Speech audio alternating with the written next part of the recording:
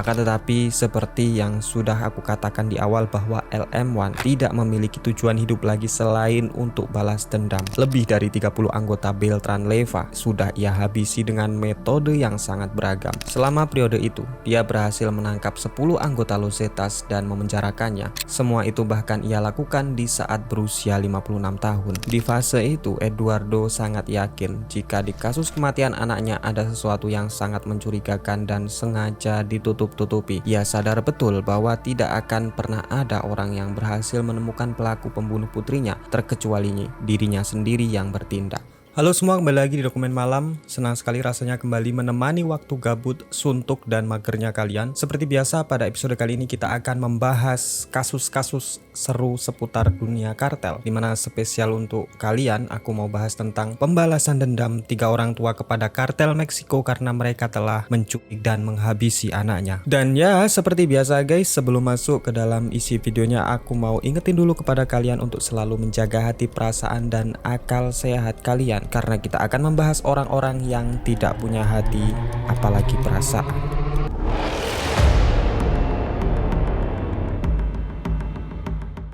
Manuel Torres Felix. Pada tanggal 18 April tahun 2008 di Culiacan, Meksiko, sekelompok sikario utusan dari Beltran Leyva menyergap dan menghabisi Anastasio Torres Austa, anak dari seorang gembong narkoboy terkenal dari kartel Sinaloa yang bernama Manuel Torres Felix atau yang sering dikenal dengan LM1. Setelah kematian anaknya, LM1 menjadi sosok yang dijuluki El Odedo atau manusia yang kehilangan akal sehatnya. Julukan tersebut merujuk pada pembantu massal di rumahnya yang berada di Culiacan. Apa yang dilakukan oleh LM1 tak lain dan tak bukan adalah upaya untuk membalaskan kematian anaknya. Sebelum kita bahas lebih jauh, ada baiknya kita telusuri terlebih dahulu siapa itu sebenarnya LM1 dan mengapa dia menjadi sosok yang sangat terkenal akan kekejamannya bagi para musuh kartel Sinaloa. LM1 lahir pada tanggal 28 Februari tahun 1958 di Culiacan, Meksiko. Asal kalian tahu, LM1 adalah saudara dari Javier Torres Felix atau yang terkenal dengan julukan LGT. Dia ini adalah sosok teman dekat sekaligus rekan bisnis salah seorang pendiri kartel Sinaloa yaitu Ismael Mayo Zambada atau El Mayo. Sejak dirinya masih kecil, LM1 sudah terbiasa hidup berdampingan dengan senjata dan obat-obatan terlarang. Dan ya, seiring berjalannya waktu, LM1 juga mengikuti jejak saudaranya untuk bergabung ke kartel Sinaloa. Selama join ke skuad kartel Sinaloa, karir LM1 melejit hebat di tahun 90-an. Bersamaan dengan hal itu, ia juga dihadapkan dengan berbagai masalah besar, termasuk salah satunya adalah penangkapan saudaranya yaitu Javier atau LGT yang ditangkap oleh pihak keamanan Meksiko pada tanggal 27 Januari tahun 2004 lalu diekstradisi ke Amerika Serikat. Dengan absennya LGT secara otomatis membuat LM1 kini menjadi salah satu sosok yang paling dipercaya oleh El Mayo. Menggantikan tugas saudaranya, LM1 dipercaya untuk mengawasi pengiriman kokain dari Amerika Selatan ke negara bagian Chiapas. Selain itu, statusnya dalam organisasi kartel Sinaloa semakin penting setelah LM1 bekerja sama dengan putra El Chapo yaitu Ovidio Guzman. Namanya pun semakin terkenal dan menjadi salah satu orang yang menjadi target para musuh-musuh kartel Sinaloa. Termasuk salah satunya adalah organisasi Beltran Leyva yang sudah berkhianat kepada El Chapo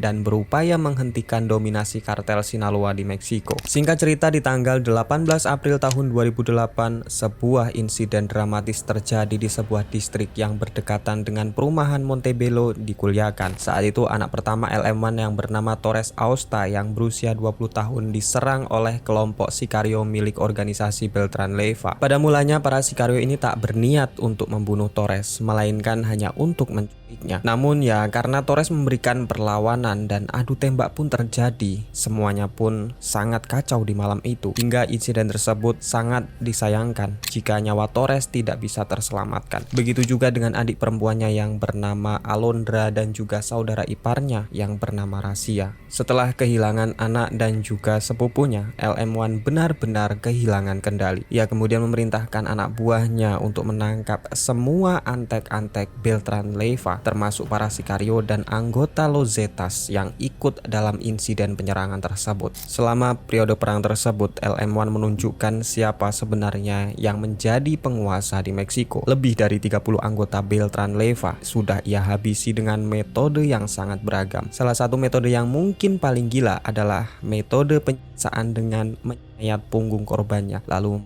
kaki dan juga tangannya sebelum pada akhirnya si korban tewas karena kehilangan banyak darah. Semua aksinya tersebut membuat kota Culiacan mengalami mimpi buruk yang begitu panjang. Banyak cairan merah berceceran di kota itu, lalu mayat manusia juga digantung di jembatan setiap malamnya. Menanggapi kebrutalan dari LM1 dan juga kartel Sinaloa, pemerintah Meksiko pada akhirnya menurunkan lebih dari 2.000 personil tentara pada bulan September tahun 2008 untuk berjaga di setiap sudut kota di Culiacan. Mereka juga berhasil menggerebek salah satu rumah milik LM1 yang disinyalir sebagai tempat di mana para korban-korbannya lalu dihabisi. Di rumah tersebut para tentara menemukan bukti-bukti berupa senjata api, narkoboy, dan juga alat-alat yang digunakan oleh LM1 untuk menyiksa para korban-korbannya. Dengan semua bukti dan riwayat kejahatan yang sudah dilakukan oleh LM1, secara resmi pemerintah Amerika Serikat kemudian memasukkan namanya ke sebuah daftar hitam. Jujur saja, di titik inilah LM1 sudah tidak memiliki banyak pilihan dalam hidupnya. Bukan hanya musuh para kartel pesaing Sinaloa dan tentara Meksiko yang selalu siap untuk menghabisinya, LM1 juga kini menjadi calon-calon penghuni penjara ketat di Amerika. Akan tetapi, seperti yang sudah aku katakan di awal bahwa LM1 tidak memiliki tujuan hidup lagi selain untuk balas dendam. Ia terus melakukan pelarian sembari memantau keadaan untuk menyerang dan menghabisi semua anggota Beltran Leyva. Namun sekali lagi, sepandai-pandainya tupai melompat, dia pasti akan jatuh juga. Pada tanggal 13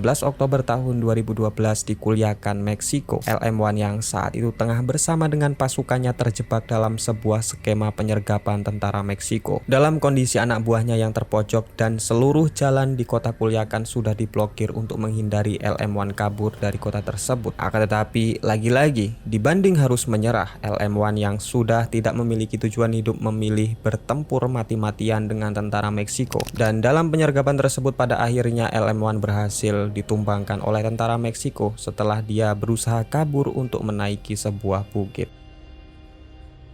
Mariam Elizabeth Rodriguez. Apakah kalian percaya jika wanita yang berusia 56 tahun ini adalah wanita yang sangat ditakuti oleh anggota kartel Los Zetas? Wanita ini melakukan penyelidikan sendiri, mendekati si target lalu menangkapnya. Wanita ini telah menciptakan mimpi buruk. Dia bagaikan hantu yang sewaktu-waktu akan datang untuk membunuh para targetnya. Mariam Elizabeth Rodriguez lahir pada tahun 1960 di kota San Fernando, Tamaulipas. Ia tumbuh dan besar di kota tersebut sampai di mana ia menikah dan juga memiliki 2 orang anak. Tamaulipas, kita tahu sendiri bahwa kota tersebut adalah rumah ternyaman bagi kartel Sidiki atau ya biasa disebut dengan kartel Teluk. Hal itu disebabkan karena wilayah Tamaulipas merupakan jalur darat terbesar untuk menyelundupkan barang dagangan milik kartel Meksiko ke Amerika. Karena gejolak dan minimnya keamanan di tempat tersebut, Mariam pada akhirnya memutuskan untuk pindah rumah demi masa depan anak-anaknya. Keputusan itu juga dilatar belakangi adanya perang antar kartel serta menghilangnya beberapa warga sipil secara misterius. Singkat cerita, Mariam kemudian pindah ke sebuah wilayah yang lebih aman di negara Meksiko. Namun kendati demikian, putri pertama mereka yang bernama Karen Alejandro Rodriguez memutuskan untuk tetap tinggal di San Fernando karena harus menyelesaikan pendidikannya. Pada awalnya semua rencana itu berjalan dengan baik, di mana Mariam kembali meneruskan bisnisnya di tempat yang baru. Namun sayangnya kebahagiaan tersebut tidak bertahan lama. Di tahun 2012, sebuah kabar yang sangat menyayat hati menimpa keluarga Mariam. Dikabarkan Karen, putri mereka, telah diculik oleh kelompok kartel Los Zetas. Saat itu Karen yang sedang pulang sekolah tak sadar tengah dibuntuti oleh 2 mobil. Mereka kemudian menculik Karen saat berada di jalan yang sepi dan mengancam akan dibunuh jika ia berteriak. Sebuah informasi, kartel Los Zetas adalah kelompok kriminal dari Meksiko yang dianggap sebagai kartel paling berbahaya, paling canggih, dan memiliki teknologi terbaik di zamannya. Kelompok ini didirikan pada tahun 1999 oleh para elit pasukan khusus Meksiko yang desersi atau mengeluarkan diri dari satuan dan beralih untuk bekerja kepada Gulf Cartel. Sebelum pada akhirnya di tahun 2010 mereka kembali memberontak dan mendirikan organisasi kriminalnya sendiri bernama Los Zetas. Dari beberapa tindakan kriminal yang sering mereka lakukan di luar dari menjual obat-obatan terlarang ke Amerika, Los Zetas juga terkenal dengan berbagai aksi penculikan di mana korbannya rata-rata adalah para remaja. Mereka, para remaja laki-laki, akan dijadikan sebagai anggota baru kartel Los Zetas. Sementara itu, mereka remaja perempuan akan dijadikan sebagai sandera untuk menghasilkan uang tebusan. Sama seperti yang terjadi saat itu, keluarga Mariam dituntut memberikan uang tebusan jika putrinya ingin kembali dalam keadaan selamat. Pada awalnya, Mariam dan keluarganya pun setuju untuk menebus nyawa Karen dengan uang yang sudah mereka tentukan. Keluarga Mariam kemudian mengutus seseorang yang tak lain adalah paman Karen untuk membawa uang tersebut. Namun sayangnya di fase itu Mariam tidak sadar jika sudah dipermainkan oleh para Los Zetas. Setelah uang diserahkan, mereka justru menangkap dan menyandra paman Karen, yang itu artinya keluarga Maria harus menebus 2 nyawa sekaligus dengan uang yang lebih banyak. Sebagai orang yang lemah, Mariam dan suaminya tak punya pilihan lain. Mereka kemudian melakukan pinjaman ke bank dengan bunga yang besar untuk menebus 2 nyawa sekaligus. Transaksi selanjutnya dilakukan di sebuah kafe di mana satu orang perwakilan dari kartel Los Zetas menemui Mariam. Di sana Mariam dengan wajah memelas memohon agar Los Zetas segera menyerahkan putri mereka. Mariam mengatakan jika kini ia tidak punya uang lagi, usahanya sudah ia jual untuk uang tebusan yang pertama, dan untuk tebusan yang kedua ini ia terpaksa meminjam di bank dengan bunga yang sangat tinggi. Namun sekali lagi ucapan tersebut sama sekali tidak membuat seorang kartel di depannya luluh. Bahkan kartel tersebut mengatakan jika Mariam hanya memiliki 2 pilihan, menyerahkan uang tersebut atau mereka akan menghabisi putri dan juga saudaranya. Mendengar hal itu, Mariam pun kemudian memberikan uang tebusan sejumlah $2.500. Mariam juga dijanjikan jika Karen saat ini tengah dalam kondisi yang baik-baik saja dan mereka akan mengantar Karen esok hari ke rumah Mariam. Singkat cerita, keesokan harinya pun tiba. Namun janji yang keluar dari mulut para Los Zetas ini tak pernah ditepati dan Karen mungkin saja sudah dihabisi. Dengan rasa putus asa dan kemarahan, Mariam yang semula hanyalah seorang ibu-ibu biasa, kini telah menjelma sebagai sesosok pemburu yang haus darah. Mariam kemudian memulai aksi penyelidikannya dengan mencari media sosial dari pria utusan kartel Los Zetas. Semua media sosial ia selami untuk menemukan wajah dari pria tersebut. Setelah melakukan investigasi beberapa minggu, rupanya pria gangster tersebut bernama Michael Sama. Dengan foto yang ia temukan, Michael terlihat tengah bersama dengan seorang wanita yang mengenakan seragam toko es krim tak jauh dari kafe tempat di mana ia menyerahkan uang tebusan. Sejak saat itu, selama berhari-hari, Maria mengamati pegawai wanita toko es krim yang kemungkinan besar dia itu adalah istri Michael.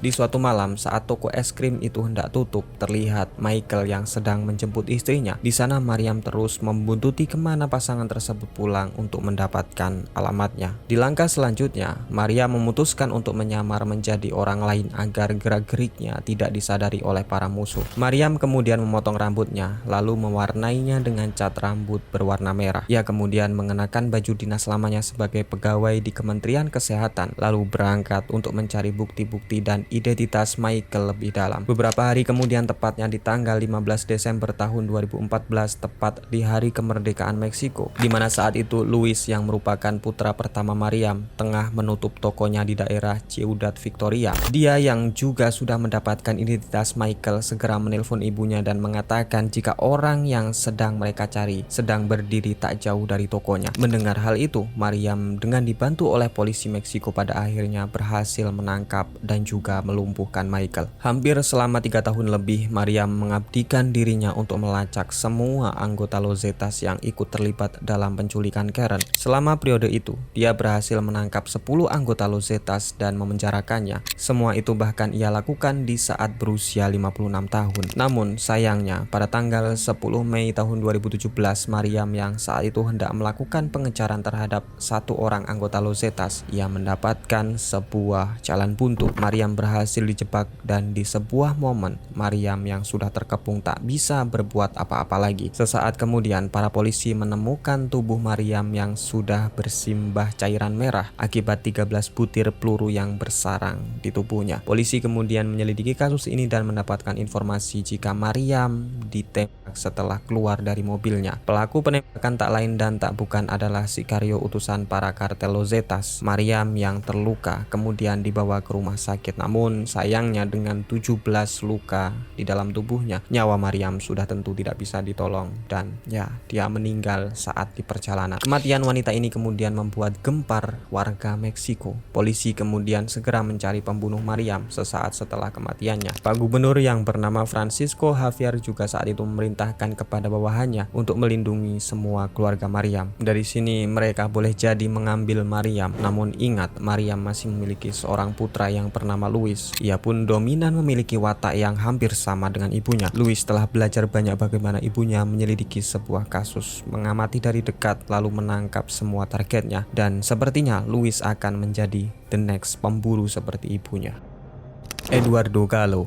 Sama seperti kisah Mariam, Eduardo Galo adalah seorang ayah biasa yang berubah menjadi seorang pemburu kartel Meksiko. Perubahan sikap ini tak lain dan tak bukan dikarenakan putrinya yang berusia 25 tahun diculik dan dihabisi oleh kartel Meksiko. Meskipun sebelumnya ia sudah memberikan uang tebusan yang banyak. Meskipun cara-cara yang digunakan oleh Eduardo hampir sama dengan apa yang dilakukan oleh Mariam, tampaknya Eduardo sedikit lebih bijak dan memiliki rencana yang lebih matang untuk menangkap si penculik dan pembunuh putrinya. Kejadian ini bermula di bulan Juli tahun 2000. Saat itu putri Eduardo yang bernama Paula tengah bersantai menghabiskan libur akhir pekan bersama dengan teman-temannya di rumah milik Eduardo. Secara kebetulan, rumah tersebut berada di wilayah perumahan elit khusus untuk orang-orang kaya seperti keluarga Eduardo. Paula dan teman-temannya yang sedang bersantai dan bermalas-malasan tidak menyadari bahwa ada tamu yang tidak diundang di pesta mereka. Sekelompok pria bersenjata tiba-tiba masuk dan menawan semua penghuni rumah. Selama hampir 2 jam, Paula dan teman-temannya menjadi sandera dan hampir semua barang berharga di rumah tersebut raib ke tangan para perampok. Namun setelah mereka mendapatkan apa yang sudah menjadi tujuannya, para perampok tersebut tidak pergi begitu saja. Mereka kemudian membawa paksa Paula dan melarikan 2 buah mobil milik Eduardo yang berada di garasi. Selang beberapa hari kemudian, Eduardo mendapatkan telepon dari orang misterius yang meminta uang tebusan sebesar 118.000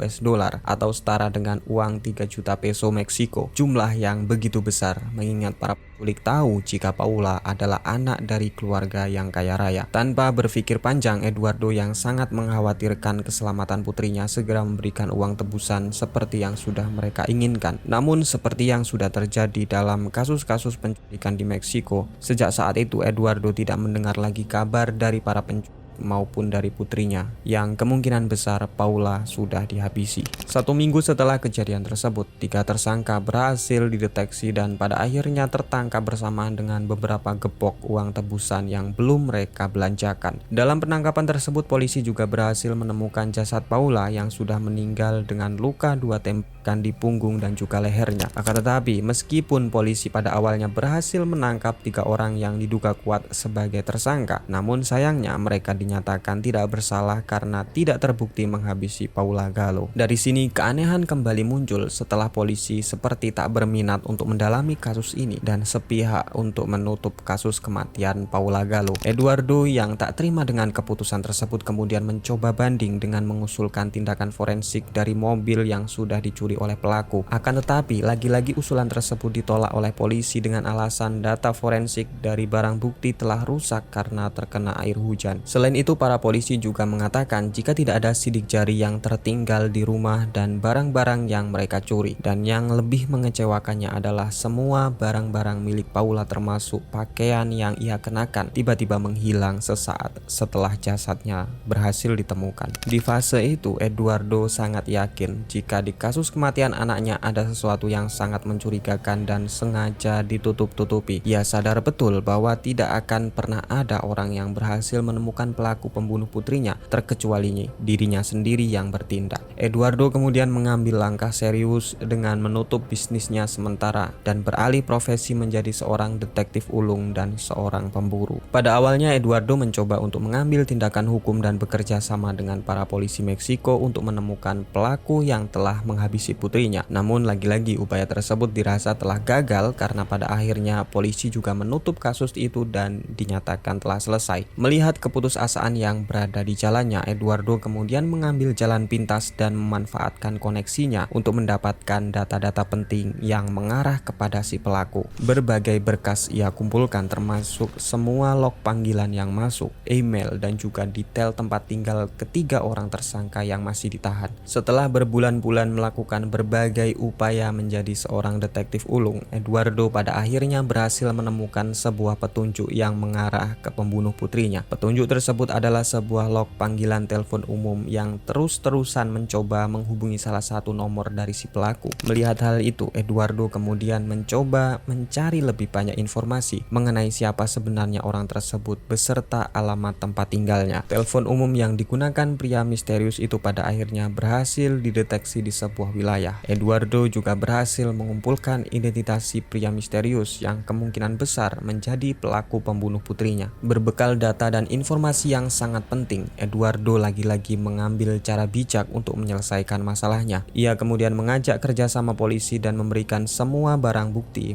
berupa data-data rahasia yang mengarah kepada si pelaku. Mengetahui jika Eduardo telah bertindak melebihi kemampuan para detektif Meksiko tentunya membuat para polisi hanya terdiam. Mereka tidak ada pilihan lain selain mengikuti semua petunjuk dan juga arahan dari Eduardo. Beberapa hari kemudian polisi berhasil menangkap seorang pria berusia 28 tahun bernama Francisco Zamora Arano, seorang kartel Meksiko, perampok kejam sekaligus penculik dan juga pembunuh Paula. Di dalam pengadilan, Francisco pada akhirnya mengaku bersalah atas kematian Paula, anak dari Eduardo Gallo. Setelah sekian lama mencari keadilan, pada akhirnya Eduardo kini dapat bernafas lega karena si pembunuh putrinya sudah dihukum seumur hidup atas kesalahannya. Selain itu, dalam sebuah wawancara, Eduardo menyatakan rasa kecewanya kepada para polisi dan semua pihak keamanan Meksiko. Di depan para awak media, Eduardo mengatakan bahwa dirinya sangat kecewa dan malu karena ia yang awam dalam investigasi kriminal harus melakukan penyelidikan selama kurang lebih 1 tahun. Sementara itu, Jaksa Agung Negara Bagian Morales hanya mengevaluasi dan memeriksa validitas semua data-data yang sudah ia temukan. Dan ya, itu tadi guys, 3 kisah para orang tua yang menuntut balas kepada kartel Meksiko karena mereka telah menculik dan juga menghabisi anaknya. Semoga kisah ini dapat menghibur dan memberikan manfaat kepada kita semua.